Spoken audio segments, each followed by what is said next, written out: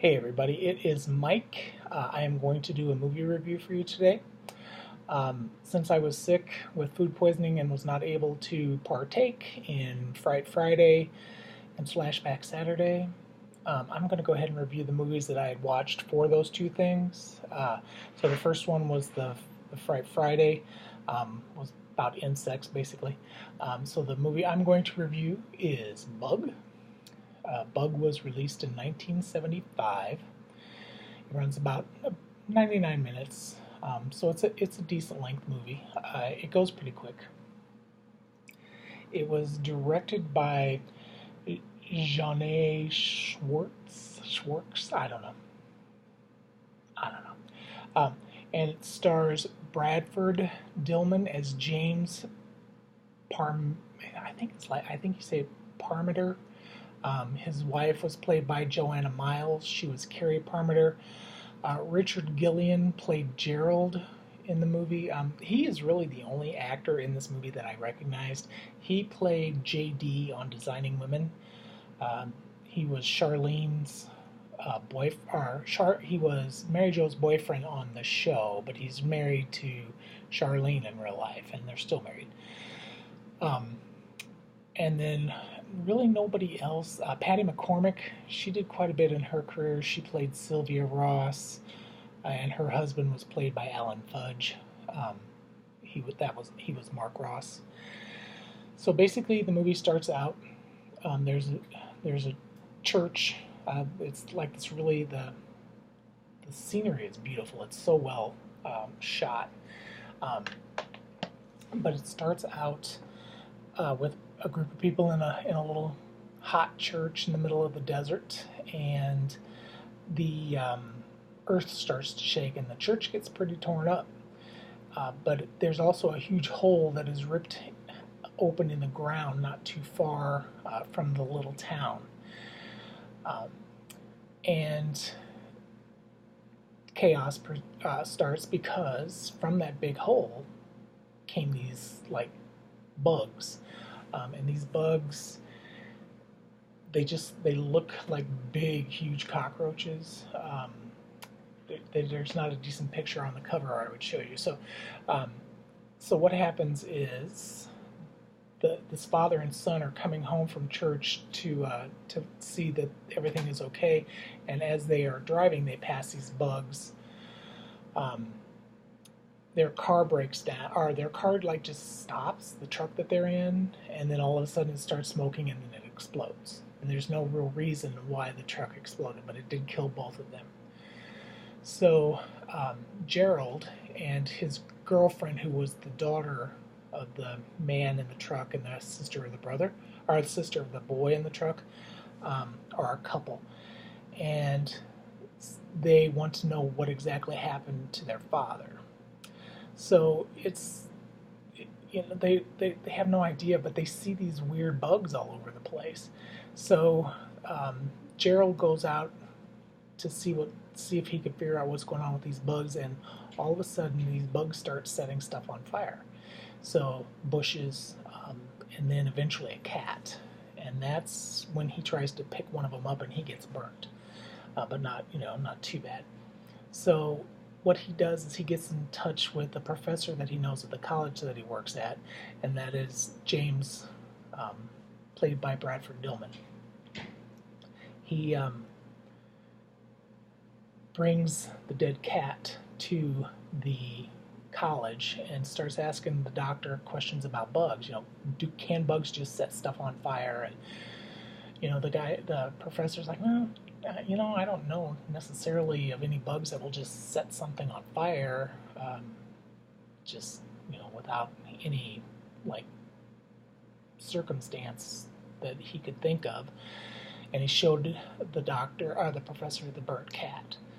So the professor says, okay, I'll check into this. I don't think it could be the bugs, but okay, we'll check them out. So he goes and he finds one of the bugs and he collects one or two of them, and sure enough, they burn him. So he's like, wow, this is crazy. But then he realizes that the air pressure is a little bit too much for these bugs, and they start to die out. So he's kind of working with these bugs, trying to keep them figure out exactly what air pressure works for them, because he kind of wants to study them and see what the deal is. But um, unfortunately, they get to a few more people, and one of those people is his wife. His wife is at home trying to get ready for a dinner party with the Rosses and for her and her husband, of course. And she's in the kitchen and she's looking at recipes and she's trying to decide what she's going to make. And one of the bugs crawls up into her hair and sets her on fire, and burns her to death because her hair goes up. She's trying to put it out. She can't. You can't. There's nothing that puts this fire out. So she runs through the house from the kitchen into the living room and basically burns part of the house down. Interesting note about this particular house, this particular set for these scenes inside the professor's house. It's actually the Brady Bunch house. It's the Brady Bunch kitchen and the Brady Bunch living room, so kind of cool. I was like, yeah, I know that kitchen, I know that refrigerator, and that table. It all looked just like the Brady Bunch, but it's a darker color. It's not as well lit and happy as the Brady Bunch was, so kind of fun.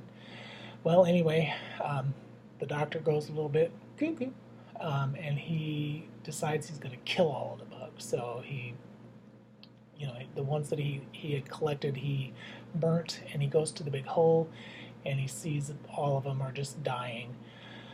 And then he collects a couple, and he puts them back in his little air chamber, and he starts breeding them with like earth roaches.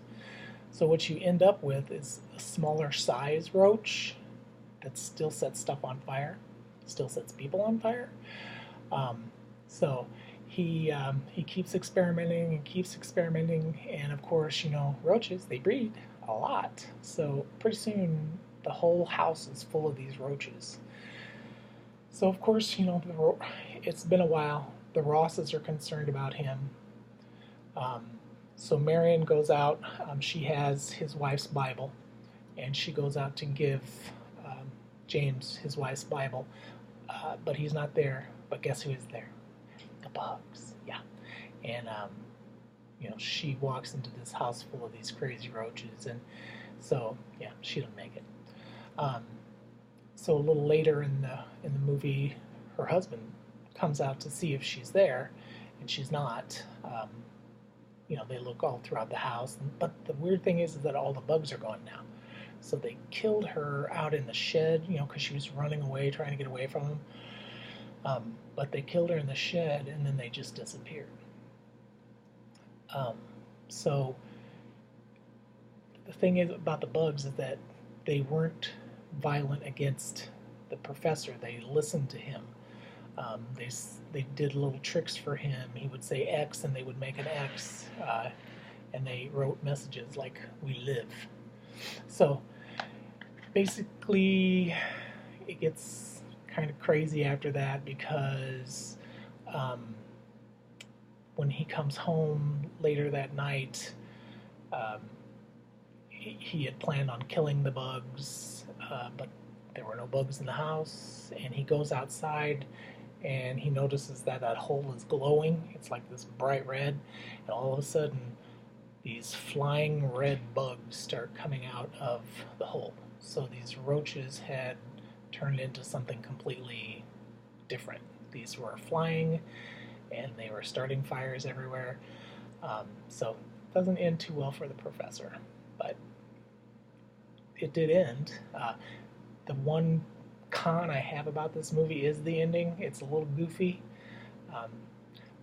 It was like they couldn't figure out quite how to wrap it up and how to get rid of the bugs, so they just said, okay, let's just throw the professor in the hole will explode, and all the bugs will go in the hole.